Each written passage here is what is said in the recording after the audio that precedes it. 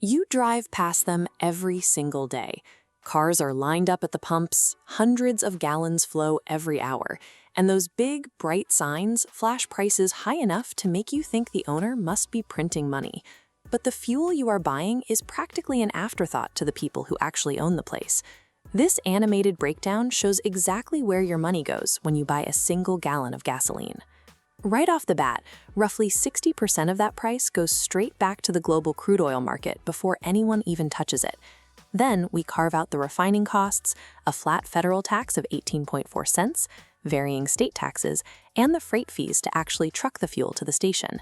You are left with a tiny sliver of the original volume. From that remaining sliver, we have to take one more cut. The payment networks charge a percentage of the total gross sale. So every time a customer swipes their plastic, Visa or MasterCard takes a fee before the station owner sees a dime. After paying for labor, electricity, and maintenance, the station's actual net profit on that gallon of fuel is usually between 10 and 15 cents. In fact, the bank that issued your credit card often earns more per gallon in swipe fees than the station owner makes in actual profit. Selling gasoline is a notoriously low-margin, capital-intensive grind, which raises an obvious question. Why would anyone invest millions of dollars to build these sprawling properties if the core product barely breaks even? When an operator buys a station, they are purchasing a massive physical footprint. They buy the steel canopy bolted to the concrete, the heavy-duty fuel delivery pipes, and the expensive dispensers you pull up to. But the real financial risk is what goes into the earth. Operators are required to bury tens of thousands of gallons of flammable liquid in massive storage tanks, surrounded by leak detection sensors to satisfy strict federal compliance laws. If something goes wrong underground, the cleanup is the owner's problem. The average cost to remediate a leak is $154,000. If that contamination reaches local groundwater, which supplies drinking water for nearly half of all Americans, remediation requires drilling monitoring wells and conducting lab tests that can push cleanup costs into the millions. Purchasing an existing gas station means adopting the hidden legacy environmental liabilities. Buried in the soil, a single leak from a previous owner's tank can completely bankrupt an unwary operator. Above ground, operators face a different threat: the physical street corner. Fuel is one of the most price-transparent retail products on Earth. Drivers can read a competitor's price from their car, and research consistently shows a difference of just 3 to 5 cents is enough to divert most price-sensitive customers away.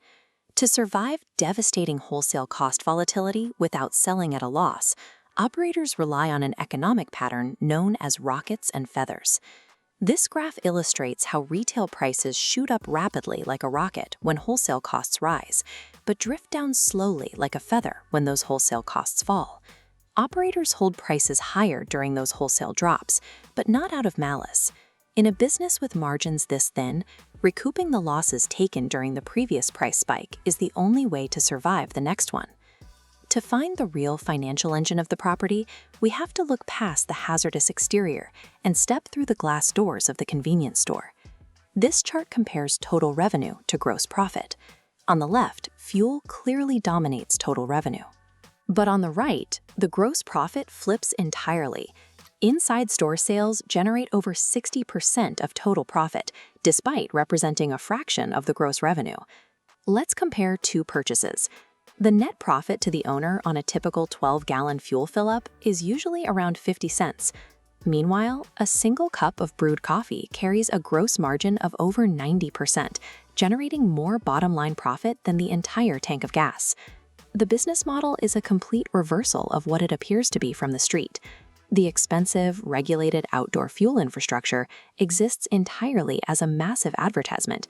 It's a low-margin lure designed solely to drive foot traffic inside.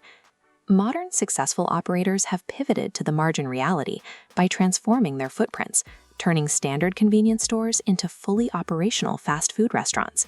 Prepared, made-to-order food yields massive margins, between 50 and 60%. Specific regional chains have built cult followings around their digital ordering kiosks and fresh kitchens, operating primarily as high-volume food destinations rather than fueling stops. The top tier of the industry has accepted a basic truth. They are operating in the restaurant and hospitality sector.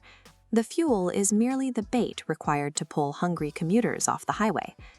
This strategy explains the newest evolution of the gas station footprint: commercial electric vehicle charging. For an owner, the true financial appeal of installing an EV charger isn't the raw revenue made from selling electricity. It is the forced 30-minute wait time. A driver waiting for their battery to charge is a captive customer who will walk inside, browse the aisles, and buy food. The modern station functions as a highly optimized retail destination, designed to sell $4 cups of coffee by using $3 gallons of gas simply to fill the parking lot.